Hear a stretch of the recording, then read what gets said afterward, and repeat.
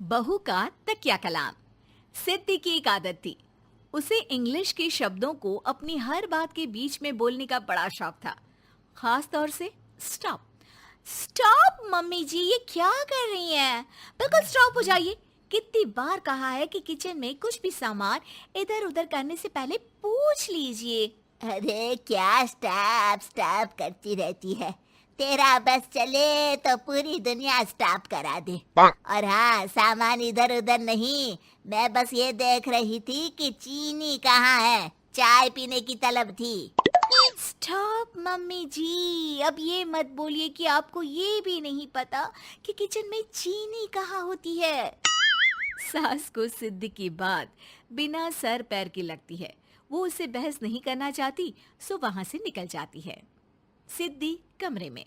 Stop, मैं कहती हूँ बिल्कुल स्टॉप। मैंने कहा बिल्कुल स्टॉप। नहीं करता स्टॉप बिल्कुल। अरे यार, बिजली की वायर जोड़ रहा था, तुमने स्टॉप होने के लिए बोला और ये देखो क्या हुआ, करंट लग गया। अब करंट लगने पर चिल्ला रहा हूं तो भी स्टॉप। अरे चाहती क्या हो तुम? स्टॉप, मैं क्या चाहती हूँ? अरे अब कैसे स्टॉप हो जाऊं? मेरा मतलब है स्टॉप स्टॉप। सिद्धि फिर चली जाती है सब्जी वाले के पास।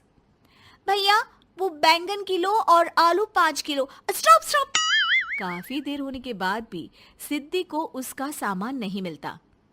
क्या है भैया, कब से बोल रही हूँ आलू 5 किलो, बैंगन 2 किलो, फिर दे क्यों नहीं दे रहे हो? भैया स्टॉप। बहन जी, मैं तो 2 मिनट में तोल दूं, लेकिन आप ही तो बोल रही हैं स्टॉप। अब इतनी तो अंग्रेजी हम भी जानते हैं ना कि स्टॉप का मतलब होता है कि रुक जाओ, तो रुक गए भाई। अरे यार, क्या लोग हैं। स्टॉप। अरे तोलो तोलो चलो। किसी तरह सामान लेकर सिद्धि घर आती है, जहां वो देखती है कि ढेर सारे मेहमान बैठे होते हैं। सिद्धि आते ही जोर से चिल्लाती है, स्टॉप! आप यहाँ सब कैसे? अरे अब कैसे स्टॉप हो जावे बहू, जितना आना था आ गए हम। अब हाँ, बैठिए ना। सासू माँ, आप बात करिए, मैं चाय बनाकर ला रही हूँ। सभी बात करने में लग जाते हैं कि तभी सिद्धि किचन से निकल कर आ जाती है। Stop stop. अरे क्या खाएंगे आप लोग? पकौड़ी बना दूं या चीला, या फिर इडली बना दूं? अरे जो मर्जी बना दो, बस ले आओ जल्दी से बहू, इन लोगों को निकलना है, कोई जरूरी बात करने आए हैं। अच्छा अच्छा, स्टॉप। सिद्धि स्टॉप वाला अपना तकिया कलाम बोलकर निकल जाती है, लेकिन थोड़ी देर बाद जब वो कमरे में चाय नाश्ते के साथ आती है तो जरूरी बात हो गई आप लोगों की, या मेरे डर से शांत हो गए कि चुप हो जाओ चुप हो जाओ, सिद्धि आ गई है। बोलिए ना। बस जैसे ही सिद्धि ने कहा बोलिए ना, घर में चकर पकर की आवाज गूंजने लगती है। अरे तुम स्टॉप क्या बोल कर गई, सभी शांत हो गए, अब बात शुरू करेंगे। हाँ भाई, बहू तुम वो स्टॉप बोल कर गई तो हम लोगों को लगा कि शायद तुम भी सुनना चाहती हो कि हम लोग क्या बात कर रहे हैं। फिर जो मेहमानों की बात शुरू होती है वो घंटों बीत जाते हैं, चलती ही रहती है। अरे तेरे स्टॉप के चक्कर में दोपहर हो गई, अब जाकर सबके लिए जा खाना बना कर लिया। तभी स्टॉप नहीं बोला होता तो अब तक बात खत्म हो चुकी होती। बेचारी सिद्धि करती भी क्या, खुद के स्टॉप बोलने की आदत से खुद ही परेशानी मोल लेती है। आप लोग खाना खाकर जाइए, हाँ मैं जा रही हूँ बनाने। मम्मी जी, लेकिन स्टॉप, मैं ना खाना बना कर लाती हूँ। सिद्धि सबको खाना खिलाकर विदा करती है।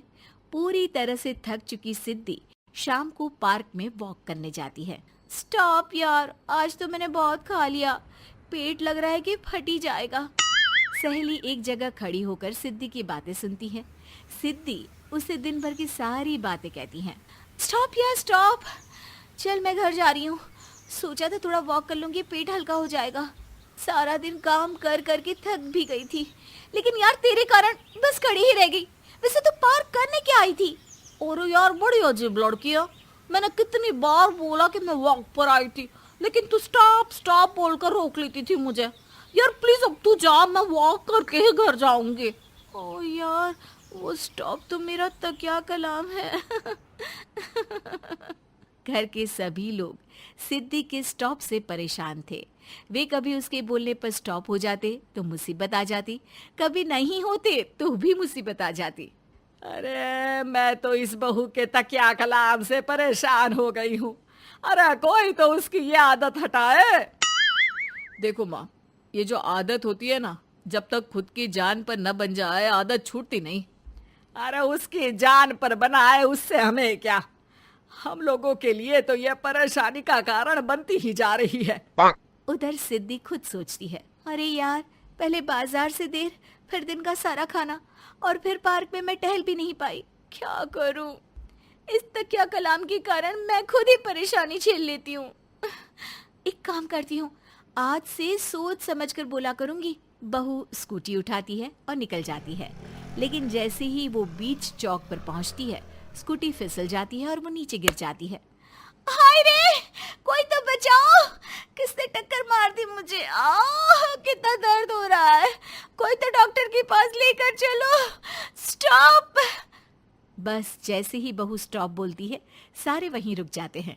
बड़ी घमंडी औरत है, एक तो हम बचा रहे हैं, ऊपर से देखो स्टॉप बोल रही है। स्टॉप? कोई नहीं है क्या इस पूरे शहर में? बहू अपने तकिया कलाम की रट लगा कर रखती है। स्टॉप कोई है, कोई स्टॉप। लोग उसकी मदद के लिए आगे तो आते हैं, लेकिन जैसे ही उसका तकिया कलाम सुनते हैं, वहां से निकल जाते हैं। तभी कहीं से उसका पति लौट रहा था। वो बीवी को रास्ते में पड़ा देख हैरान रह जाता है। अरे तुम यहाँ, कितनी चोट लगी है तुम्हें? पति आसपास खड़े लोगों पर गुस्सा हो जाता है। आप लोगों को दिखाई नहीं दे रहा कि मेरी बीवी को चोट लगी है? कोई भी नहीं है जो उसे उठाकर बिठा सके? अरे भाई साहब, कोई क्या मदद करे इस महिला की? और इतनी घमंडी है, जब भी इन्हें उठाने की कोशिश करो स्टॉप स्टॉप बोल देती है। स्टॉप! ये क्या बोल रहे हैं आप लोग? मैं पिछले आधे घंटे से दर्द सह रही हूँ। स्टॉप! पति समझ जाता है कि मामला क्या है। वो सर पर हाथ रख लेता है, लेकिन जल्दी ही बीवी को डॉक्टर के पास ले जाता है। ओह, इन्हें तो बहुत ज्यादा चोट लगी है। आप लोगों ने इन्हें लाने में कुछ ज्यादा ही देर कर दी है। रुकिए, मैं चेक करता हूँ। डॉक्टर जैसे ही बहू के पास पहुँचता है। हाँ तो मैम, कहाँ चोट लगी है आपको? यहाँ? स्टॉप! डॉक्टर देखते देखते अचानक रुक जाता है। अब भी स्टॉप? अरे नहीं नहीं डॉक्टर साहब, अब तो सपने में भी स्टॉप नहीं बोलूंगी।